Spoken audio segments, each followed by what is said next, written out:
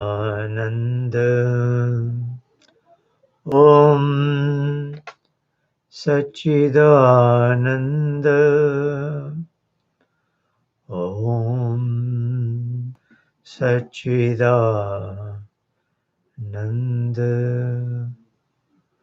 ओम सच्चिदानंद।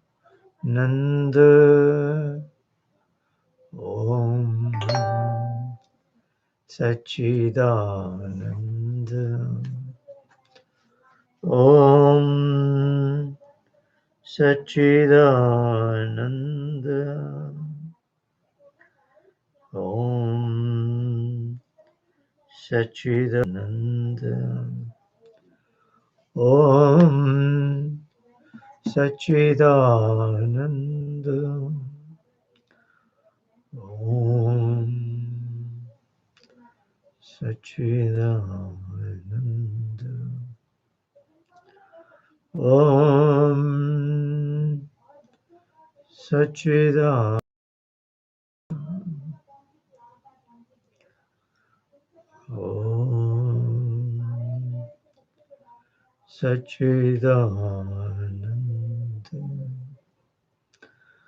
ओम सच्चिदानंद। ओम सच्चिदानंद।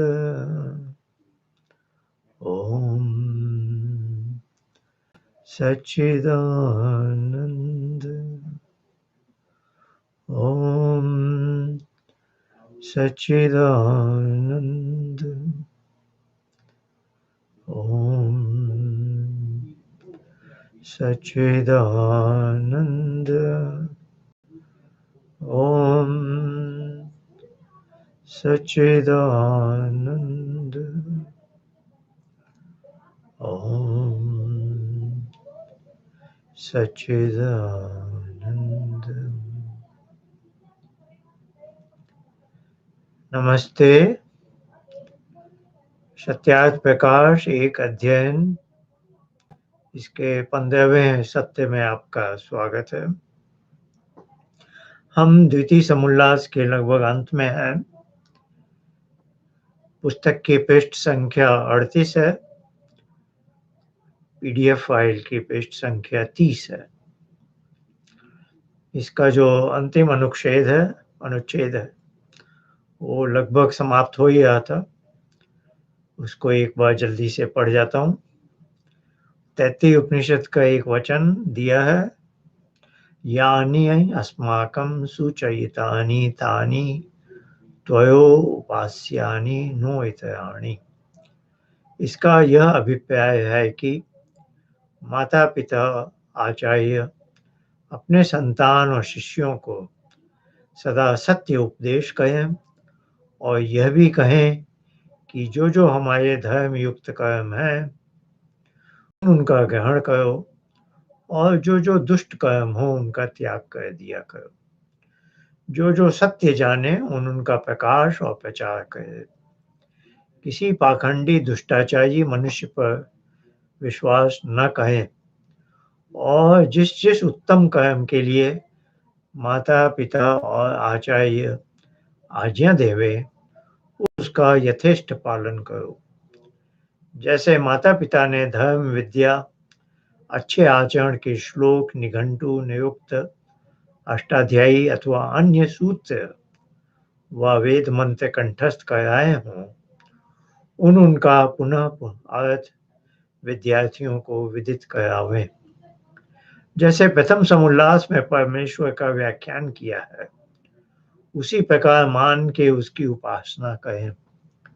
जिस प्रकार आरोग्य, विद्या और बल प्राप्त हो, उसी प्रकार भोजन, छादन और व्यवहार करें और करावें।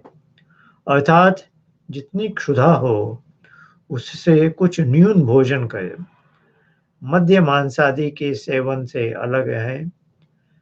अज्ञात गंभीर जल में प्रवेश न करें, क्योंकि जल जंतु व किसी अन्य पदार्थ से दुख और जो तैरना न जाने तो डूब ही जा सकता है। ना विज्ञाते जलाशय,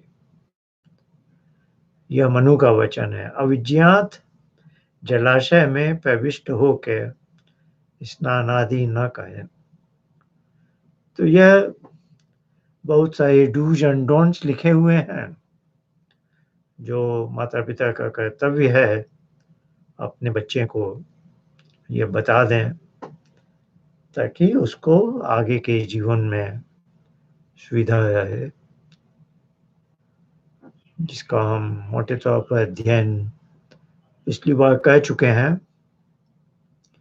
ज़्यादातर हमने बात की थी कि जो हमारे धर्म युक्त कर्म हैं, उनका ग्रहण करो और जो दुष्ट कर्म हो, उनका त्याग कर दिया करो।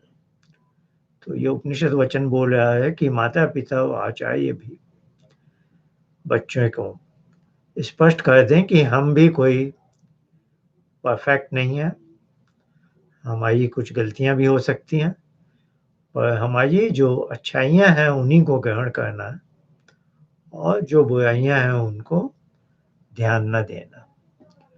जो सत्य जाने उनका प्रकाश और प्रचार करें। सत्य का जो मान बना के रखना है, ये भी बताया।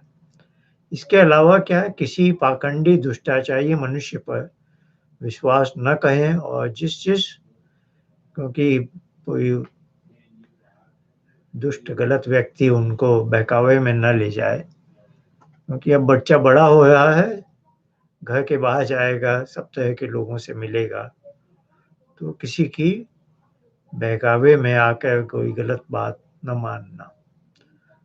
और जिस उत्तम कर्म के लिए माता-पिता और आचार्य आज्ञा देवे उसका यथेष्ट पालन करो। तो आज्ञाकारिता भी बहुत बड़ी चीज़ है। माता-पिता और आचार्य की आज्ञा को मानना। कभी-कभी हमें उनकी बात समझ में नहीं आती है, ऐसा वो क्यों बोल रहे हैं? ऐसा हमें क्यों कहा जा रहा है करने को? लेकिन वो उनका आदेश है, उसको उसे माथे पर रख कर उसका पालन करना उचित है। जैसे माता-पिता ने धर्म, विद्या, अच्छे आचरण के श्लोक, निघंटु, निरुक्त, अष्टाध्यायी अथवा अन्य सूत्र व वेद मंत्र कंठस्थ कराए हों, उनका पुनः अर्थ विद्यार्थियों को विदित करावें। हम छोटे बच्चों को बहुत सी मंत्र हैं, गायत्री मंत्र, बहुत से श्लोक हैं नीति संबंधी और बहुत सी सुविचार, सद्विचार की बातें कंठस्थ करा देते हैं। छोटे बच्चे को कंठस्थ भी आसानी से हो जाता है, लेकिन उतना छोटा है कि उसे याद नहीं, उसे उसका अर्थ नहीं मालूम। तो अब बच्चा जैसे बड़ा हो रहा है, तो जो बातें कंठस्थ करवाई हैं, उनका अर्थ भी अब समझा दिया जाए, क्योंकि जो बच्चा बोल रहा है उसको उसका तात्पर्य भी मालूम होना चाहिए। जैसे प्रथम समुल्लास में परमेश्वर का व्याख्यान किया है, उसी प्रकार मान के उसकी उपासना करें। प्रथम समुल्लास में ईश्वर के अनेक गुण कर्म स्वभाव का व्याख्यान है। 100 के लगभग नामों का उल्लेख है। हर नाम के पीछे ईश्वर के गुण कर्म या स्वभाव की बात है, जो ईश्वर पर लागू होती है। उसका अब व्याख्यान समझाएं और वैसा ही माने और उस ईश्वर की उपासना भी करना आना चाहिए। तो हम यहाँ अपने संस्कृति स्कूल में छोटे बच्चों को भी सिखाते हैं उपासना। आँख बंद करके अपने मन को एकदम शांत कर देना और फिर उससे वियुक्त होकर प्रभु की गोद में जाना। तो जितने आपके मन की हलचल जिस स्तर तक कम हो गई है, उतना ही आप परमेश्वर के निकट हो गए। तो इस तरह का अभ्यास, इसको ध्यान और उपासना कहते हैं। ये छोटे बच्चों को थोड़ा-थोड़ा भी अभ्यास हो जाए, तो उनके लिए थोड़ा आसान होता है, क्योंकि उनके मन में इतने तनाव और ये सब नहीं है, जो माता-पिता में है या बड़ों में है। तो बच्चे अपेक्षाकृत मन को शांत बैठा सकते हैं। हाँ, उनका मन चंचल होता है, तो उसी चंचलता को थोड़ा वो लगाम देना सीख जाएँ, तो उनको फिर इसमें रुचि भी आएगी, इससे उनका अध्ययन आदि में भी मन एकाग्र होगा और जो हम उपासना चाहते हैं, उपासना के क्षणों में उपासना का भी उनको आभास होगा। जिस प्रकार आरोग्य, विद्या और बल प्राप्त हो, उसी प्रकार भोजन, साधन और व्यवहार कहें करावें। आरोग्य यानी स्वास्थ्य, विद्या और बल तो हम जानते ही हैं। विद्या हमारे मन का भूषण है, बुद्धि का भूषण, और बल शारीरिक शक्ति। तो भोजन का प्रभाव इन तीनों पर पड़ता है और वैसा ही भोजन, साधन, भोजन है जो शरीर को पोषण देता है।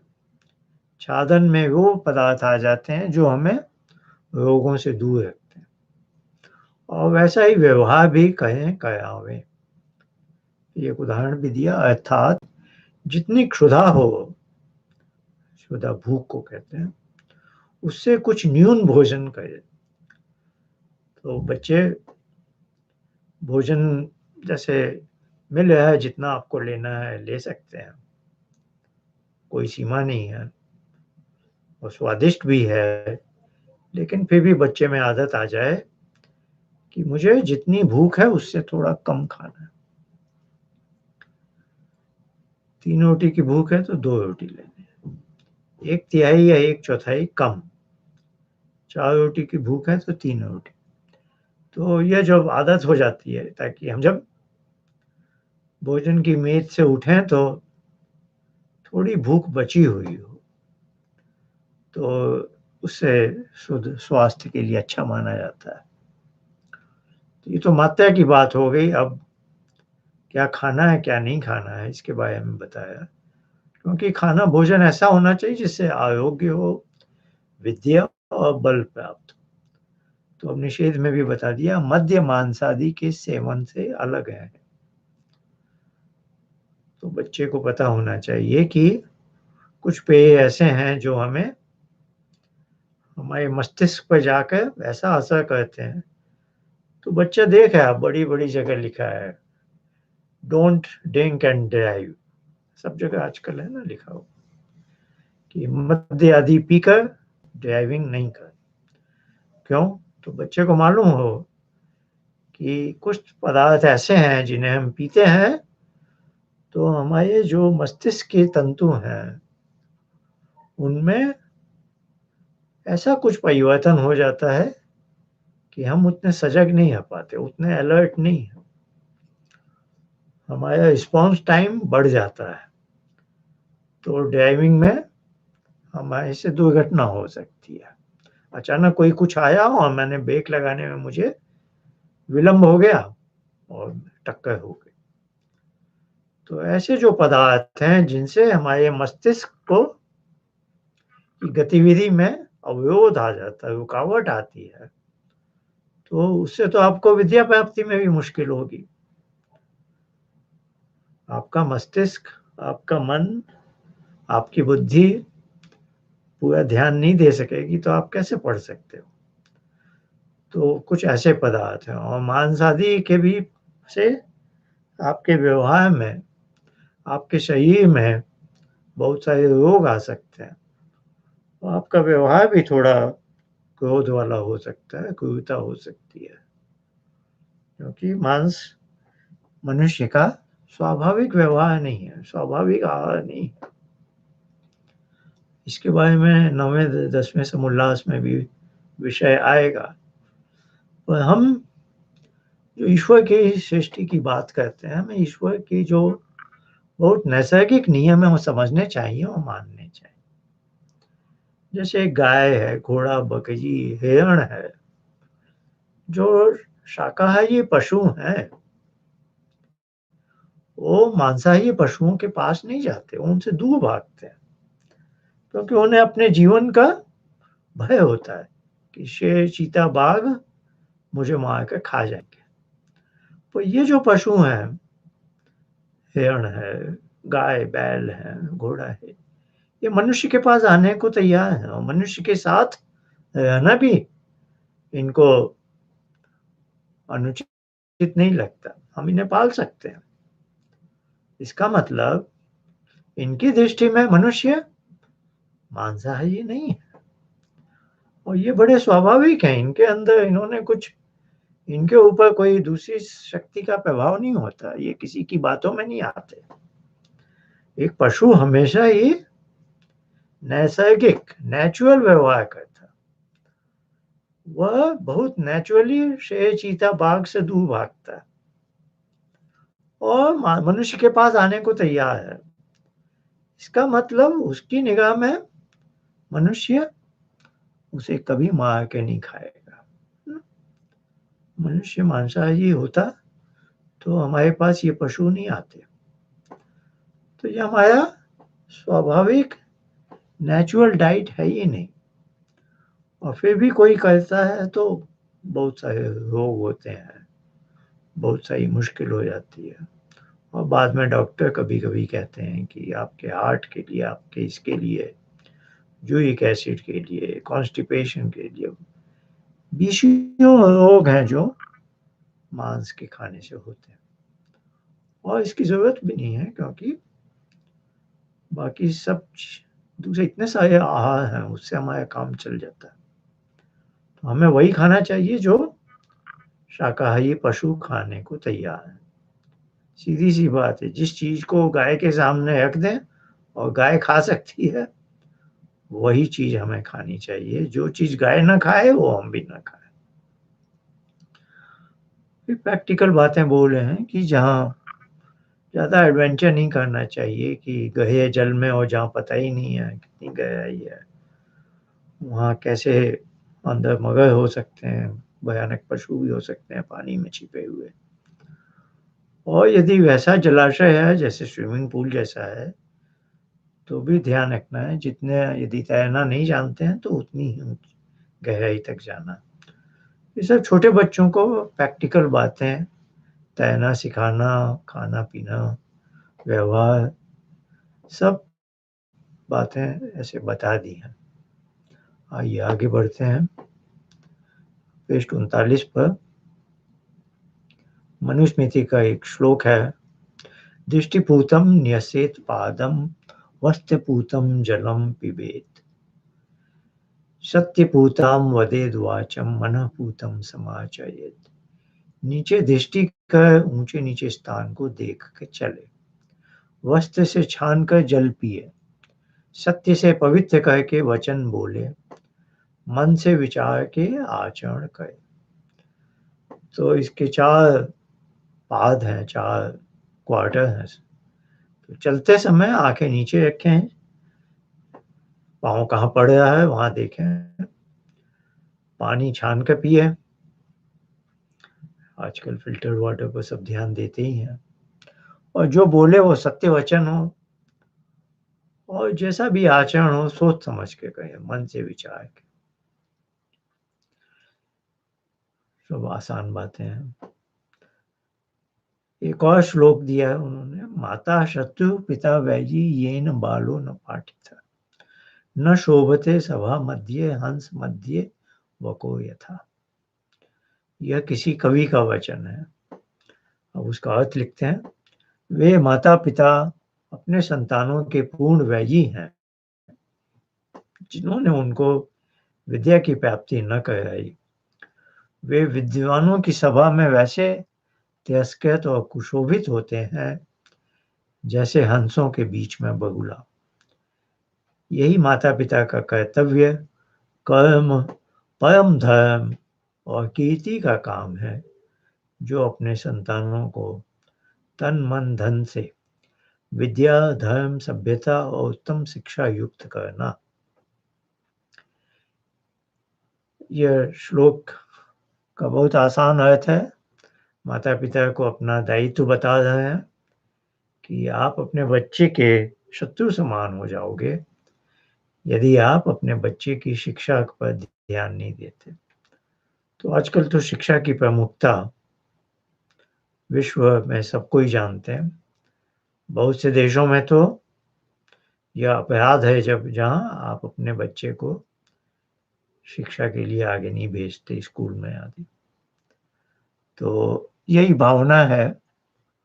आज दुर्भाग्य से भारत में बहुत से बच्चे कुछ कारणों से शिक्षा प्राप्त नहीं कर पाते।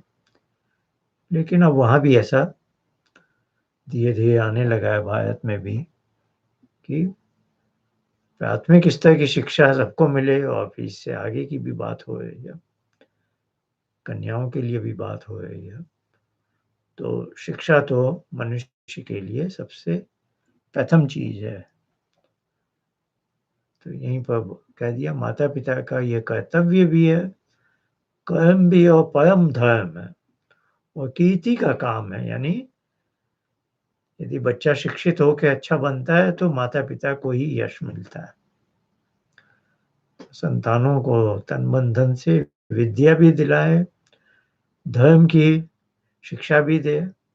धर्म यहाँ मज़हब या रिलीजन वाला नहीं है, जो कर्तव्य है कर्म। विद्या नॉलेज से है, लेकिन हमारे जो एक्शन है, वो कैसे हों, हमारे कर्म हमारे धर्म के अनुरूप हों। फिर सभ्यता जिसमें मैनर्स और एटिकेट आ गए और यह सब के बाद उत्तम शिक्षा युक्त करना, जो अपना स्पेशलाइज़ेशन का विषय चुना है, उसमें आगे बढ़ना। यह बाल शिक्षा में थोड़ा-सा लिखा, इतने से ही बुद्धिमान लोग बहुत समझ लेंगे। अब यहाँ समापन कर रहे हैं हम कि यह बाल शिक्षा का है, जो बच्चा माता-पिता के घर में 8 वर्ष के लगभग तक प्राप्त करता है।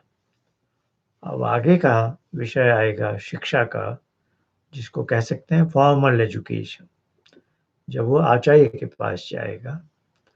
क्योंकि यह जो दूसरा समुल्लास है, इसका आरंभ हुआ था मात्यमान पित्यमान आचार्यवान पुरुषो वेद।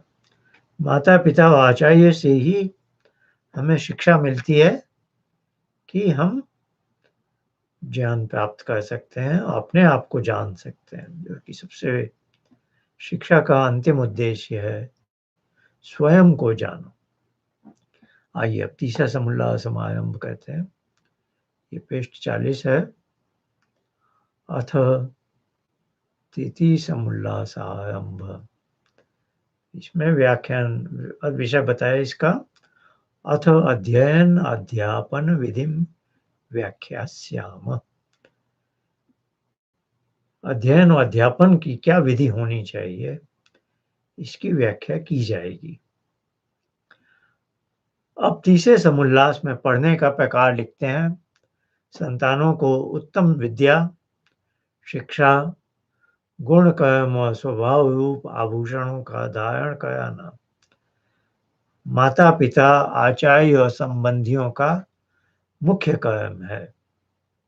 सोने, चांदी, माणिक, मोती, मूंगा आदि रत्नों से युक्त आभूषणों के धारण कराने से मनुष्य का आत्मा सुभूषित कभी नहीं हो सकता, क्योंकि आभूषणों के धारण करने से केवल देहाभिमान, विषयासक्ति और चोर आदि का भय तथा मृत्यु का भी संभव है।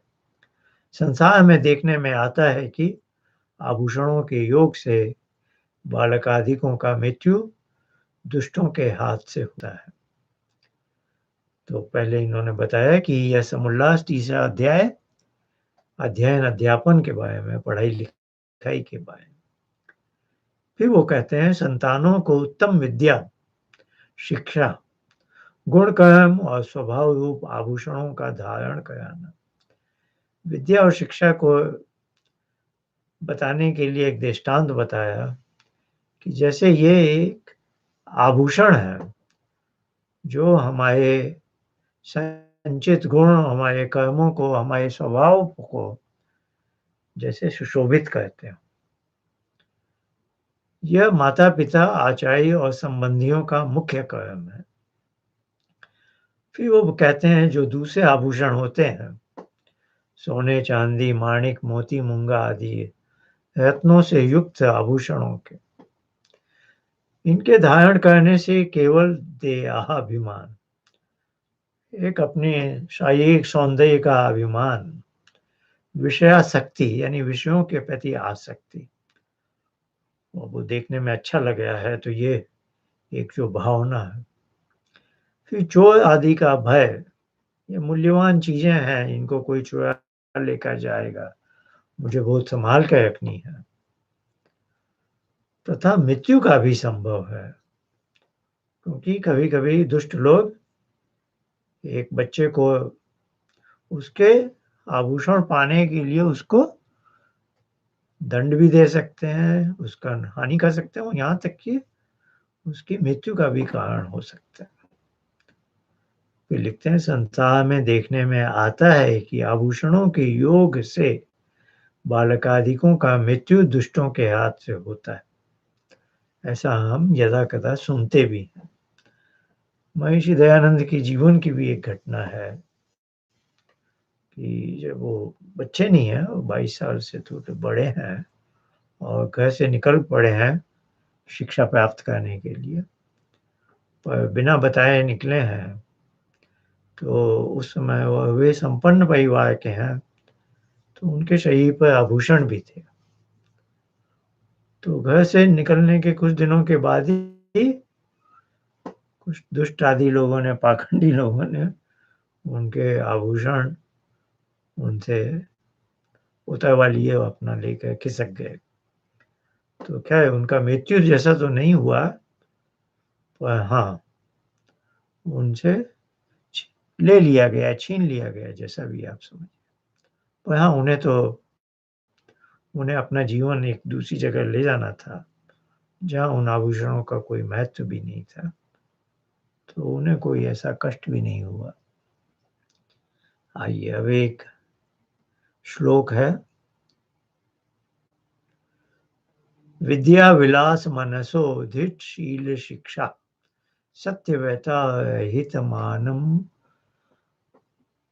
मानमलापहाय संसार दुख दलनेन सुभूषिता ये धन्या नया विहित कर्मो परोपकाया।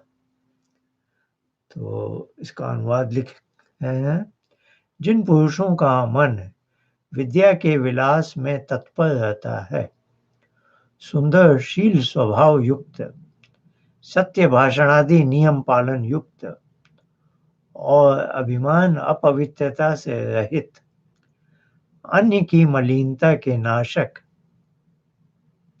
सत्योपदेश विद्यादान से संसारी जनों के दुखों के दूर करने से सुशोभित, वेद विहित कर्मों से पर्याय उपकार करने में रहते हैं, वे नर और नारी धन्य है। तो श्लोक का यह अर्थ लिखा, ऐसे तो वहाँ ये धन्या नया ही लिखा है न, तो उन्होंने अनुवाद में स्त्री और पुरुष दोनों जोड़ दिया, नर और नारी, क्योंकि उन्होंने नर का अर्थ दोनों लिया है, सबके लिए लागू है। क्या क्या लिखा है, जिनको विद्या में ही रुचि होती है।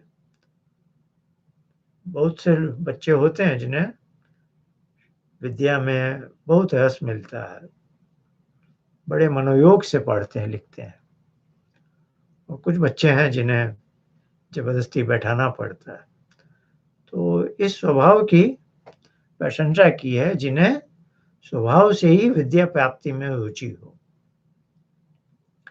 विद्या विलास मनसो, उसका अर्थ है यह। फिर धृत शील शिक्षा, शील सुंदर शील स्वभाव युक्त, इसका अर्थ किया। फिर सत्यव्यता, उसका अर्थ किया सत्य भाषण आदि नियम पालन युक्त। फिर हित मान मलापहारा, हित मान का अर्थ किया है और मल अपहार, अभिमान और अपवित्रता से रहित।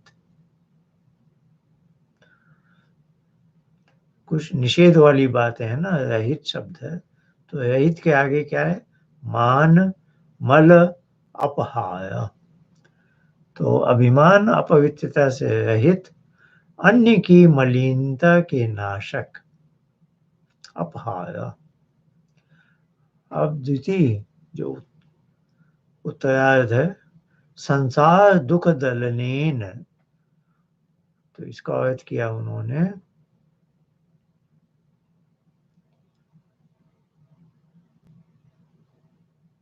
वेद विहित कर्मों से पर्याय उपकार करने में रहते हैं। दुख दलनेन सुभूषिता ये धन्या नया, वे नर और नारी धन्य है। विहित कर्म परोपकार, परोपकार में लगे हैं। तो सब बातों का दूसरे अर्थ जो है, उत्तरार्ध का अर्थ किया उन्होंने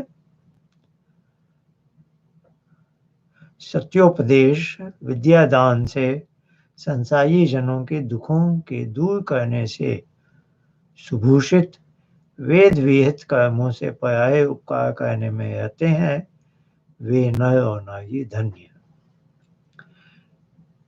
विद्या को प्राप्त करने का उद्देश्य बता दिया, ताकि बाद में वो सारी शिक्षा का मुख्य उद्देश्य क्या बताया कि संसार के दूसरे लोगों का उपकार करना, अपना सब अच्छे अच्छे गुणों से युक्त हो जाना, और फिर कर्म कैसे करने की परोपकार की भावना से। तो आज भी हम शिक्षा, बच्चे यूनिवर्सिटी तक जाते हैं, बाद में उनको करियर प्लानिंग होती है, तो ऐसा एक कुछ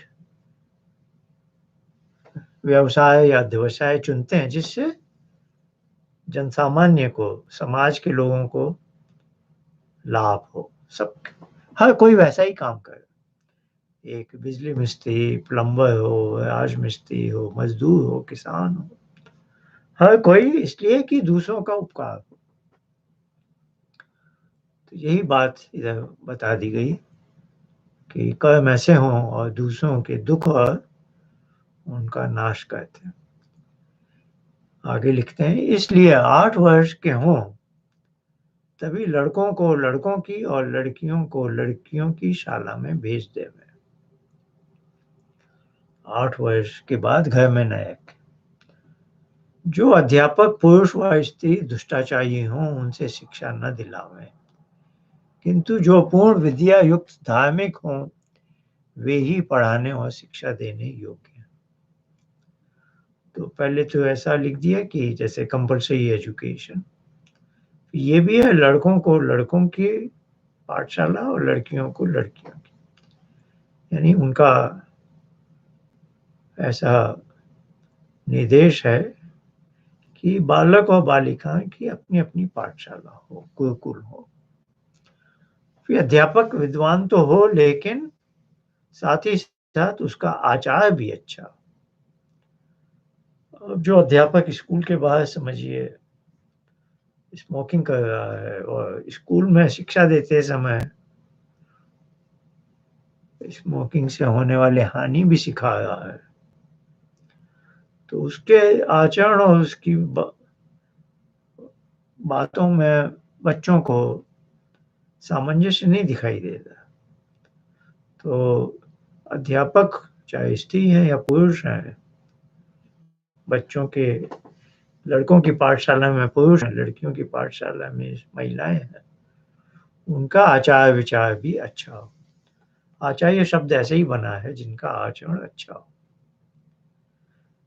तो आज इतना तो शायद नहीं देखा जाता है कि प्राइवेट लाइफ किसकी कैसी है। स्कूल में एक टीचर को जब अपॉइंट करते हैं तो उसकी शैक्षिक योग्यता और दूसरी चीजें तो देखते हैं, लेकिन प्राइवेट लाइफ का पूरा उतना नहीं हो पाता जितना होना चाहिए। तो उस बात को यहाँ व्यक्त किया है। आइए अगला अनुच्छेद देखते हैं। द्विज अपने घर में लड़कों का यज्ञोपवीत और कन्याओं का भी यथा योग्य संस्कार करके यथोक्त आचार्य कुल अर्थात अपनी अपनी पाठशाला में भेज दें। विद्या पढ़ने का स्थान एकांत देश में होना चाहिए और वे लड़के और लड़कियों की पाठशाला 2 कोस एक दूसरे से दूर होनी चाहिए।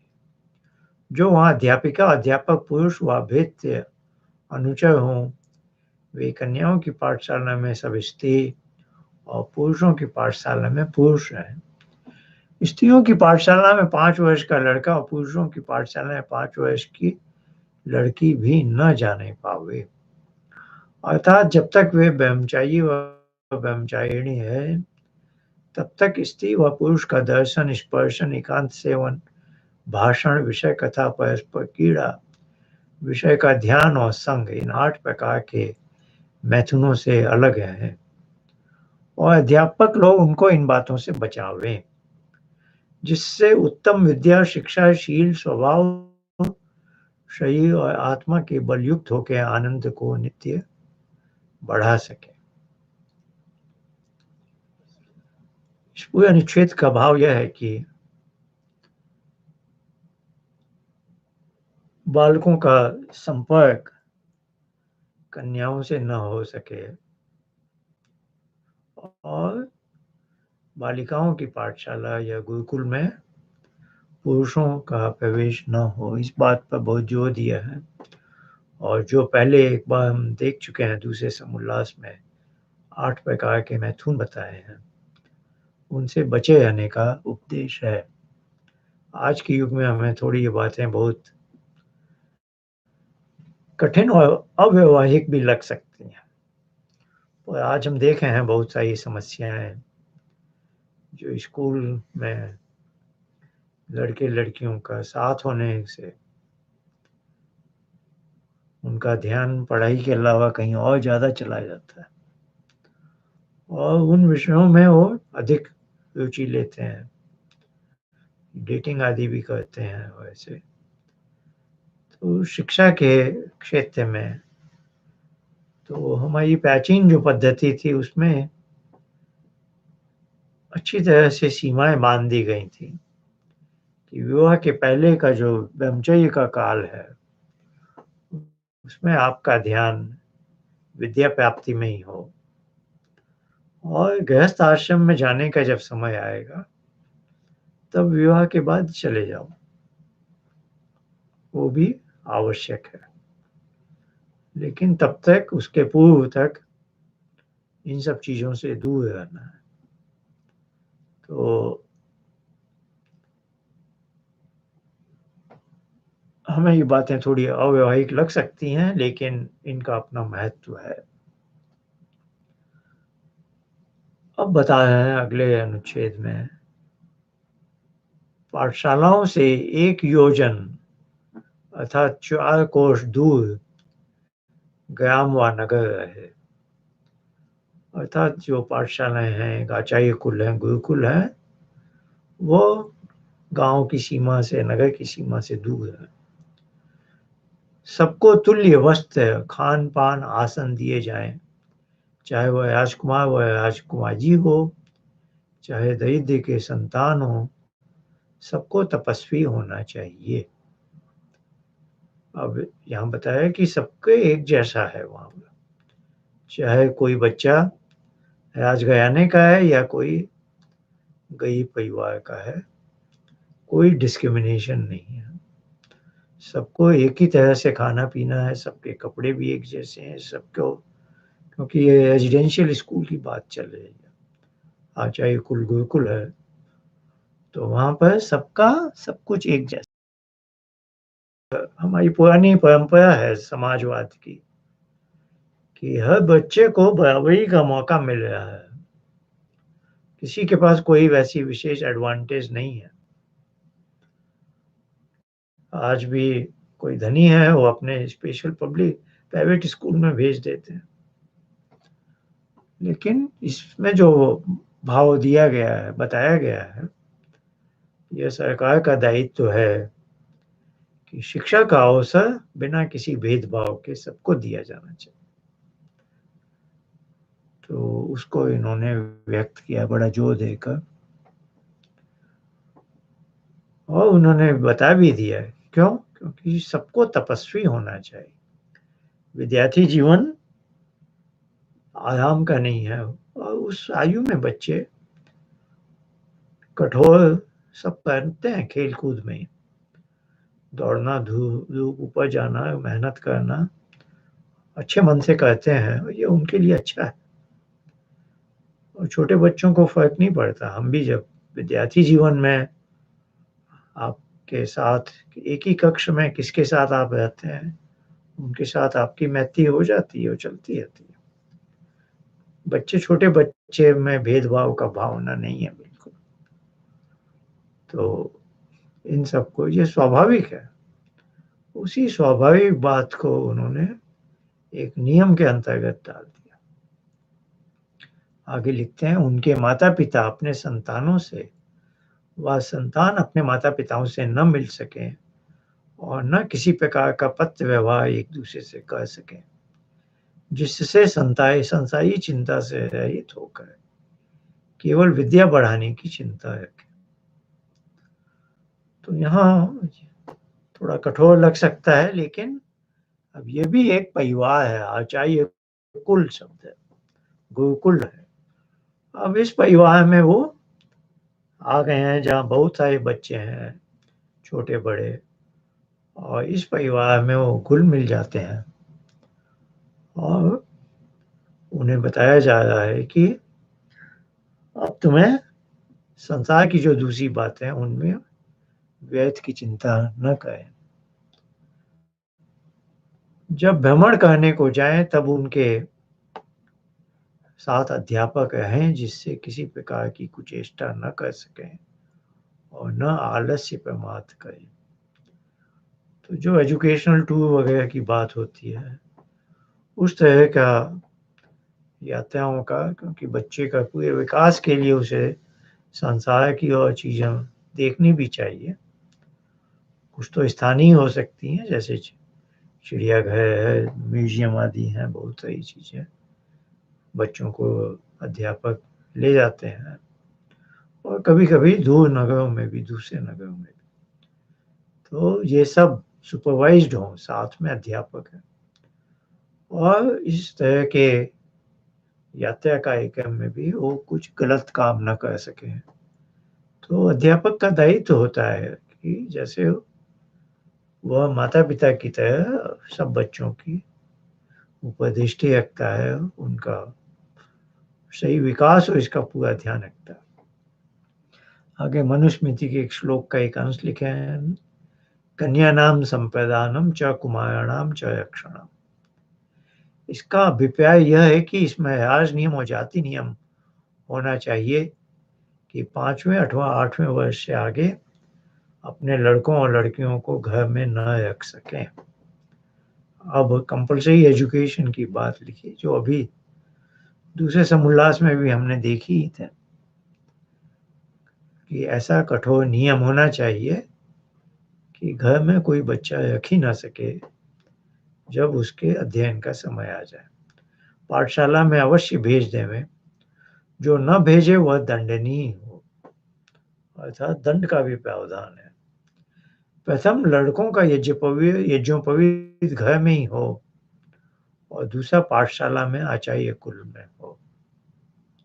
पिता, माता व अध्यापक अपने लड़का-लड़कियों को अर्थ सहित गायत्री मंत्र का उपदेश करते हैं। वह मंत्र, अब गायत्री मंत्र यहाँ लिखा है, उसका विस्तार से अर्थ भी बताया है।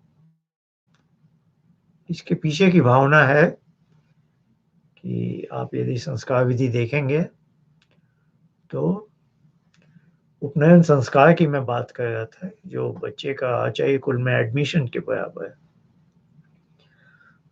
और उसके बाद उसका पहला पाठ होता था जिसको वेदारंभ संस्कार बोलते हैं और उसमें सबसे पहले उसे गायत्री मंत्र का उपदेश दिया जाता था। तो उस भावना से अब महर्षि दयानंद अर्थ सहित गायत्री मंत्र का उपदेश दे रहे हैं कि यह दिया जाना चाहिए बच्चों को। ये मंत्र तो हम जानते हैं और सब बच्चे भी जानते हैं। ओम भूर्भुवः स्वः तत्सवितुर्वरेण्यं भर्गो देवस्य धीमहि धियो यो नः प्रचोदयात्। इस मंत्र में जो प्रथम ओम है उसका अर्थ प्रथम समोल्लास में कह दिया है, वहीं से जान लेना। हम देख चुके हैं यह जो पद है, यह जो ध्वनि है, प्रणव ध्वनि, इसका अर्थ है कि यह परमात्मा का अपना निज नाम है। अ उ म 3 अक्षर अकार उकार मकार से मिलकर यह ध्वनि जन्म लेती है। अब 3 महाव्याहतियों के अर्थ संक्षेप में लिखते हैं। भू भुव स्व, ये 3 महाव्याहति कहलाती हैं। ये गायत्री मंत्र में हमने पढ़ी अभी, भू भुव स्व। गायत्री मंत्र ऋग्वेद में भी है, यजुर्वेद में भी है, सामवेद में भी।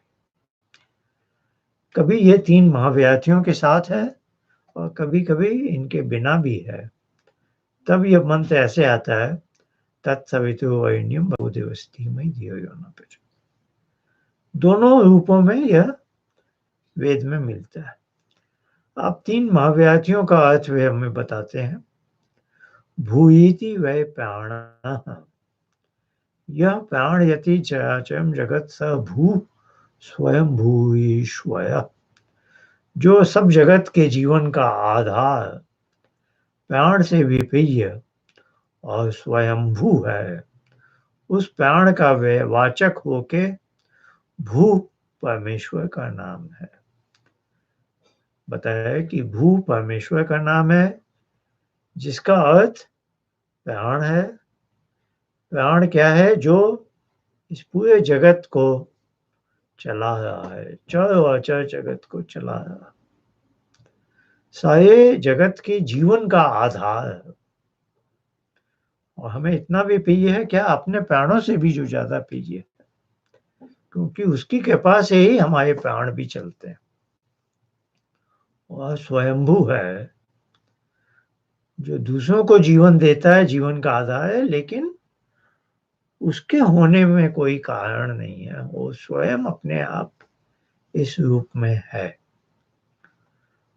उसका वाचक होके यह जो शब्द है भू, यह इन सब अर्थों का वाचक है।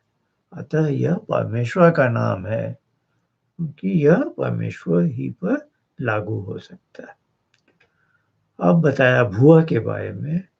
भुव इति अपानः, यह सर्वं दुःखम अपानयति सो अपान, जो सब दुखों से रहित, जिसके संग से जीव सब दुखों से छूट जाते हैं, इसलिए उस परमेश्वर का नाम भुव है। उस परमेश्वर का नाम भुव इसलिए है कि उसके पास जाने से हमें कोई दुख नहीं सताता, जिसका हमें हल्का सा आभास सुषुप्ति में होता है, गाढ़ी नींद में। जब ईश्वर की कृपा से हमें गाढ़ी नींद मिलती है, तो उन घंटों में हमें कोई दुख नहीं सताता। यह उसका भुव रूप है। स्व इति व्यानः, यो विविधम जगत व्यानयति व्याप्नोति स व्यानः, जो नानाविध जगत में व्यापक होके सबका धारण करता है, इसलिए उस परमेश्वर का नाम स्व है। पूरे जगत को धारण कर, यह भावना भू में भी आ गई थी। भू में थी कि दुखों से हमें दूर कर देता है। स्व का अर्थ हम सुख स्वरूप भी कह सकते हैं, कि दुख से रहित करके हमें सुख की भावना देता है। ये तीनों वचन जो अभी भू भुव स्व में पढ़े हैं, ये तैत्तिरीय आरण्यक के हैं। भू भुव स्व के बाद आता है तत्सवितुर्वरेण्यम। अब सवितु पद का बोल, यह सुनोति इति सुनोत्युत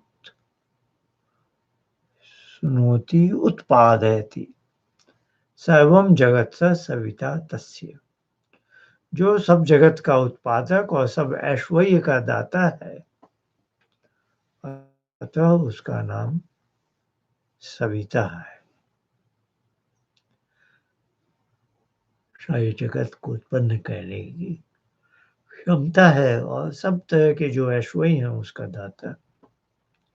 देवस्य जो दिव्यति दिव्यते युवास देव, जो सर्व सुखों का देने आया और जिसके प्राप्ति की कामना सब करते हैं, उस परमेश्वर का जो वरेण्यम वर्तुमर्हम स्वीकार करने योग्य अति श्रेष्ठ, जो सबसे वर्णीय है, क्या है?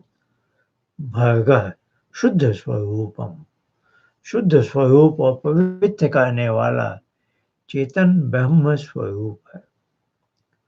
उसी परमात्मा के स्वरूप को हम लोग धीमहि धयेमहि धारण करें।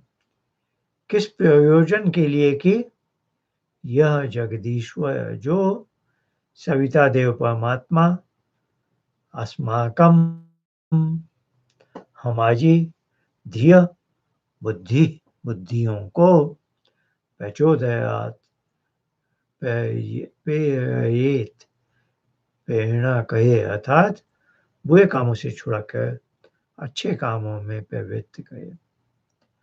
अब संस्कृत में इसका अर्थ दे रहे हैं। हे परमेश्वर, हे सच्चिदानंद स्वरूप, हे नित्य शुद्ध बुद्ध मुक्त स्वभाव, हे अजनय अंजन निर्विकार, हे सर्वांतर्यामिन, हे सर्वाधार जगतपते सकल जगत उत्पादक, हे अनादि विश्वंभर सर्वव्यापिन, हे करुणामृत वारिधे, हे सवितुर्देव यदोम भूर्भुवः स्वरेण्यं भर्गोऽस्ति तद्वयं धीमहि दधीमहि ध्यायेम वा कस्मै प्रयोजनायेत्य इति अत्र आह। वो ऐसा कहा गया है। अब बताए गए हैं कि उसको हम क्यों ध्यान करते हैं।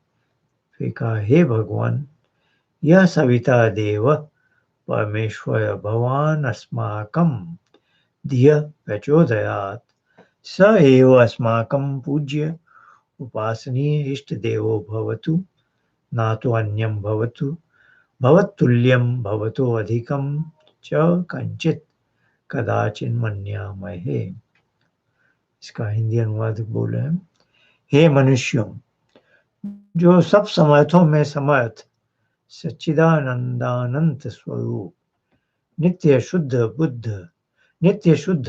बुद्ध, नित्य मुक्त स्वभाव वाला कृपा सागर, ठीक ठीक न्याय का करने हारा, जन्म मरण आदि क्लेश रहित, आकार रहित, सबके घट घट का जानने वाला, सबका धर्ता पिता उत्पादक, अन्नादि से विश्व का पोषण करने हारा, सकल ऐश्वर्य युक्त जगत का निर्माता, शुद्ध स्वरूप और जो प्राप्ति की कामना करने योग्य है, उस परमात्मा का जो शुद्ध चेतन स्वरूप है, उसी को हम धारण करें। इस प्रयोजन के लिए कि वह परमेश्वर हमारे आत्मा और बुद्धियों का अंतर्यामी स्वरूप हमको दुष्टाचार अधर्म युक्त मार्ग से हटा के श्रेष्ठाचार सत्य मार्ग में चलावें। उसको छोड़कर दूसरे किसी वस्तु का ध्यान हम लोग नहीं करें, क्योंकि न कोई उसके तुल्य और न अधिक है। वही हमारा पिता, राजा, न्यायाधीश और सब सुखों का देने हारा है। इस प्रकार गायत्री मंत्र का उपदेश करके संध्योपासन की जो स्नान आचमन प्राणायाम आदि किया है, सिखलावें। आइए पिछला गायत्री मंत्र का अर्थ हम थोड़ा हिंदी वाला जो है उसको एक बार ठीक से पढ़ लें। हे मनुष्यों, जो सब समर्थों में समर्थ सच्चिदानंदानंद स्वरूप ईश्वर के बारे में बता रहे हैं। ईश्वर कैसा है? सच्चिदानंद, सच्चित तो आनंद से युक्त है और ये सब गुण अनंत स्तर के हैं, इनका कोई अंत नहीं है। नित्य शुद्ध है, शुद्ध तो है ही और हमेशा ही शुद्ध बना रहता है। नित्य बुद्ध है और सदैव बुद्ध बना रहता है। नित्य मुक्त स्वभाव वाला और इस जगत में सब जगह फैला है, लेकिन कोई चीज उसे चिपक नहीं सकती। वह सर्वथा मुक्त है। कृपा सागर, उसकी कृपा सब पर बनी रहती है और इसके लिए उसके पास कृपा का जैसे एक सागर है। ठीक ठीक न्याय का करने आया, वह सबके साथ सही न्याय करता है जैसा न्यायोचित है। जन्म मरण आदि क्लेश रहित, जन्म या मरण के जो क्लेश होते हैं इनसे वो अछूता है। आकार रहित और निराकार है, सबके घट घट का जानने वाला, हम सबके मन में कब क्या हो रहा है ये सब वो जानता है, भले ही हम उसे न बताएं। सबका धर्ता पिता उत्पादक अन्नादि से विश्व का पोषण करने आया। इस जगत में विशेषकर हम मनुष्यों के लिए सबका धर्ता हमें धारण किया हुआ हमारा पिता है, उत्पादक है सारी वस्तुओं का और उसकी कृपा से ही पृथ्वी में भूमि से अन्न आदि हमें मिलते हैं जिससे विश्व का पोषण करता है।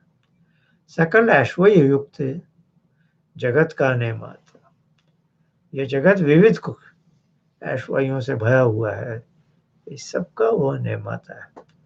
शुद्ध स्वरूप और जो प्राप्ति की कामना, वो अपने आप में शुद्ध है। सबसे पहले नित्य शुद्ध हमने बोला भी था,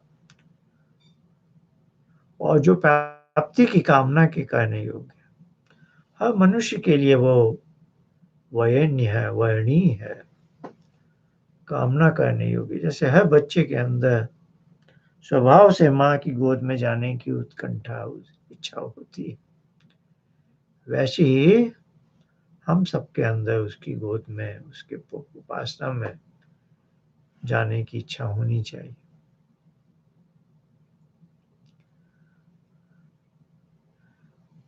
सकल ऐश्वर्य युक्त जगत का निर्माता, शुद्ध स्वरूप और जो प्राप्ति की कामना, उस परमात्मा का जो शुद्ध चेतन स्वरूप है, जो उसका भर्गा है, उसको उसकी प्राप्ति की कामना करने योग्य है, उसी को हम धारण करें। धियो यो न धीमहि भर्गो देवस्य धीमहि, उसी को हम लोग धारण करें जो उसका भर्गः वाला चेतन स्वरूप।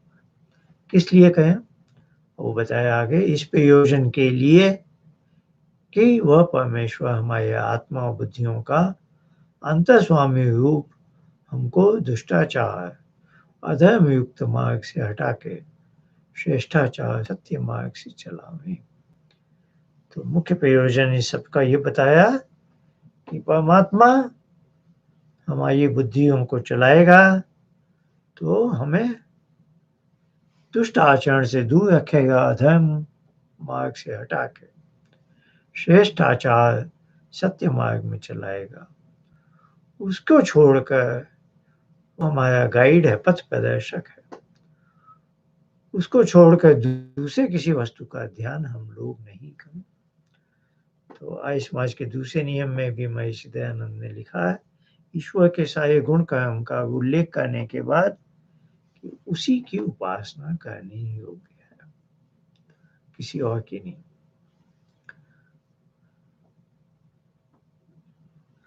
क्योंकि न कोई उसके तुल्य और न अधिक है, वही हमारा पिता, राजा, न्यायाधीश और सब सुखों का देने हारा है।